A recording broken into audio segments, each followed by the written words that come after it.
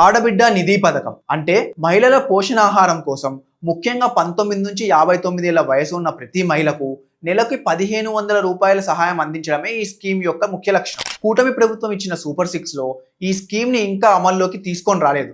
ఈ scheme government కి చాలా పెద్ద భారం అనే చెప్పాలి. అంతెందుకు సీనియర్ లీడర్ అయిన అచ్చెన్నాయుడు గారు ఒకసారి ఏమన్నారంటే, ఆడవాళ్ళకి నెలకి 1500 అది చెయ్యాలంటే ఆంధ్రానే అమ్మాలి. ఈ స్కీమ్ వైఎస్ఆర్సీపీ గవర్నమెంట్ ఉన్నప్పుడు వైఎస్ఆర్ చేయూత అనే పేరుతో ఉండేది.